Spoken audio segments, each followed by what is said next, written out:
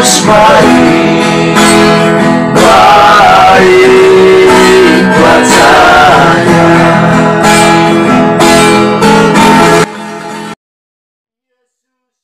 Saudara lebih mengandalkan berkat Tuhan, bukan Tuhan. Kenapa saya bisa cerita ini? Itu saya alami. Tenangnya saya, ini saya sudah sampaikan ya, tergantung tabungan saya berapa, dana di bank berapa, saya sukacita. Wih, masih ada sekian. Wah, setahun ke depan nih masih aman nih. Mau bayar angsuran masih cukup. Sudah nangkap ini? Bukan kepada Sang Pemberi berkat. Coba saudara begitu enggak? Saudara aman, tenang. Tadi dikatakan, hanya dekat padamu ada kekuatan baru, ada rasa tenang. Apa? Ketenangan kamu tergantung depositomu berapa, gajimu berapa. Apa seperti itu? Tangkap ini, ya. Nah, terkadang kita lebih mengandalkan berkat Tuhan, yaitu sarana yang tadi saya katakan, bukan Tuhan yang adalah sumber.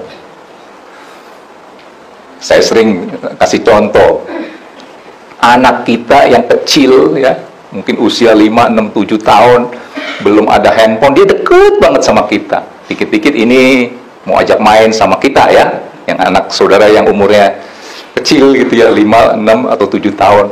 Kita beliin dia handphone, dia akhirnya jadi sibuk dengan berkat bapaknya. Saudara sebagai orang tua rasanya bagaimana? Tahu gitu, gua nggak beliin, betul nggak? Waktu belum ada handphone, dia main sama bapaknya.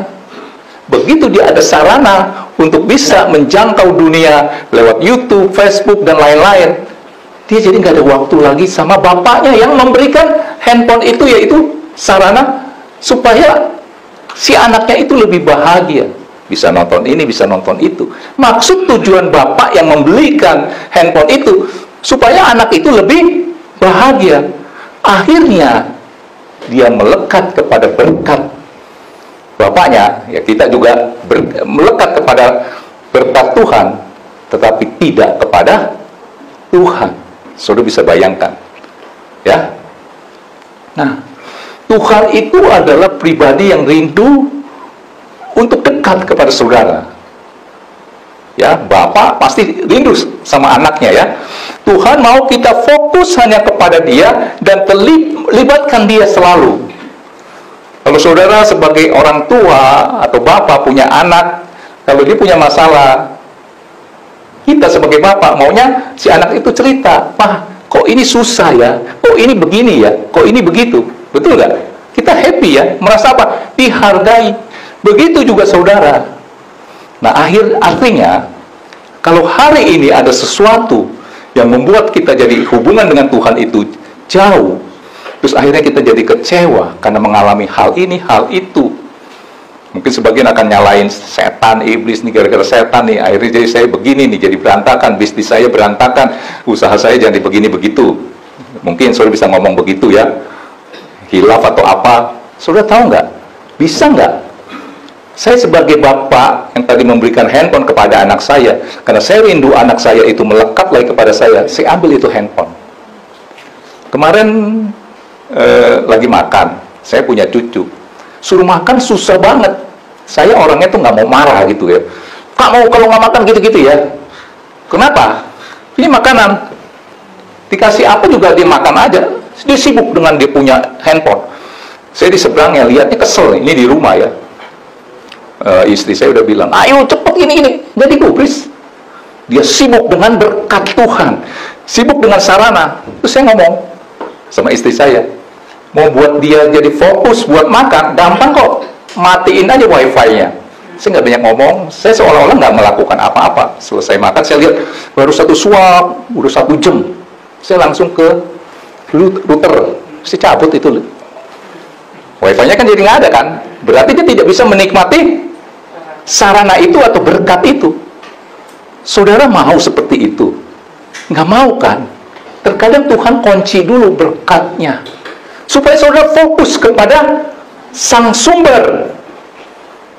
Keluarkan 2 Tawari 7 ayat 13. Tuhan mau kita tuh fokus. Saudara diberkati pekerjaannya, usahanya, itu kan sarana yang dipakai Tuhan untuk memberkati saudara. Kalau itu tidak membuat saudara melekat kepada Tuhan, harus ada satu kejadian. Cucu saya adalah wifi saya matiin. Mungkin kalau saya masih bandel, kalau saya sebagai orang tuanya, mungkin rotan kali ya. Sudah baca ini. Bila mana aku menutup langit, akunya huruf besar atau huruf kecil? Berarti siapa? Nah, sehingga tidak ada hujan, dagangan kok sepi, pekerjaan kok macet, sehingga tidak ada hujan. Dan bila mana aku menyuruh belalang memakan habis hasil bumi, dapat 10.000, kok makannya 12.000. Gajimu 3 juta, pengeluaranmu 3,5 juta. Menyuruh belalang memakan habis hasil bumi, dan bila mana aku melepaskan penyakit sampar di antara umatku. Saudara ini umatnya. Dapat gaji 5 juta. Buat beli obat ke rumah sakit 4 juta. Pernah saudara mengintrospeksi diri? Udah kumpul capek-capek, ada aja kakinya jadi cantengan, mesti dioperasi, keluar sekian. Aduh, saudara tahu nggak ini? Tangkap ini. Tuhan mau apa? Saudara jangan memperhatikan sarana berkat Tuhan, perhatikan sumber. Kemarin saya katakan saudara memperhatikan sarana, ibaratnya keran air, saudara perhatiin dari emas lagi, modelnya antik, tapi nggak ada sumbernya. Itu keran jadi pajangan, betul nggak? Tangkap ini. Next, Tuhan maunya ini. Libatkan Tuhan dalam segala perkara terkecil pun. 14 loh. Dan umatku, yaitu saudara sekalian dan saya, yang atasnya namaku disebut. Atas apa? Perkara persoalanmu, Tuhan disebut. Aduh, puji Tuhan. Jadi juga tuh, kalau bukan Tuhan nggak mungkin. Nah, itu saudara umatku yang atasnya, atas apa? Persoalan masalahmu, itu Tuhan disebut. Ini kalau bukan Tuhan nggak mungkin terjadi. Tuhan senang. Ya, umatku yang atasnya namaku disebut. Jangan bilang, ini kalau gua nggak licik sedikit nih, gua nggak akalin, nggak jadi nih. Wah, jalat saudara. Tangkap ini. Saya baca habis ya. Dan umatku yang atasnya namaku disebut merendahkan diri. Kalau bukan Tuhan saya nggak bisa apa-apa. Berdoa ini menjalin hubungan bukan supaya diberkati, supaya sarananya lebih mantap lagi, tetapi apa? Merendahkan diri, berdoa, mencari wajahku. Kehendak Tuhan itu apa? Jangan cari tangannya. Kalau saya sebagai bapak pulang, mungkin dari luar negeri, oh dari bapak pulang, papa pulang, yang dilihat kan tangan saya, jinjingannya apa nih? Kesian kan? Saudara sebagai orang tua bagaimana? Papa pulang, mukanya nggak dilihat. Yang dilihat tangannya ngejingjing apa? Di sini dikatakan berdoa dan mencari wajahku. Papa capek apa enggak ya? Papa bahagia atau enggak ya dengan perbuatan saya seperti ini misalnya?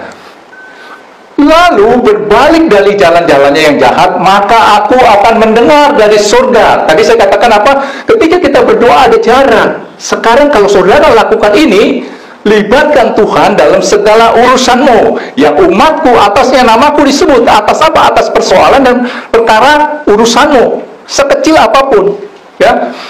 Maka aku akan mendengar dari surga dan mengampuni dosa. Tadi penghalangnya apa tadi di Yesaya?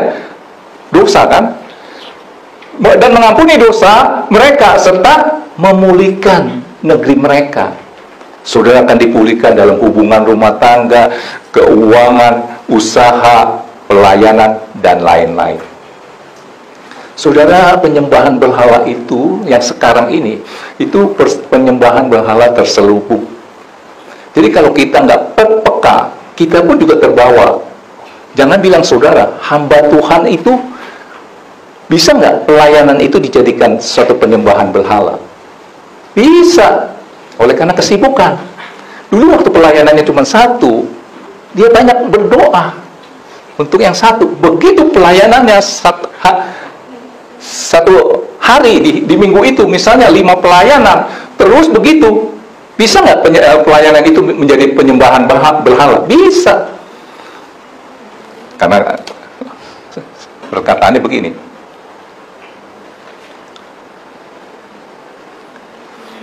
pelayanan bisa jadi penyembahan berhala. Kalau pelayanan kayak saya sekarang ini, bicara tentang Tuhan sekarang, tanpa pernah sedikit pun bicara dengan Tuhan. Saya udah nggak bisa teduh lagi. Kenapa? Sibuk dengan pelayanan. Tangkap ini. Bangun tidur biasanya harus berdoa dulu. Aduh, bangun udah kesiangan. Harus pelayanan. Saya bicara tentang Tuhan tanpa pernah punya waktu bicara dengan Tuhan. Saya sibuk dengan sarana yang Tuhan pakai buat berkati saya, pelayanan misalnya, tanpa punya waktu dengan Sang Sumber. Sudah tangkap ini? Ya, itulah yang menjadi kita jadi jauh daripada Tuhan. Yesus baik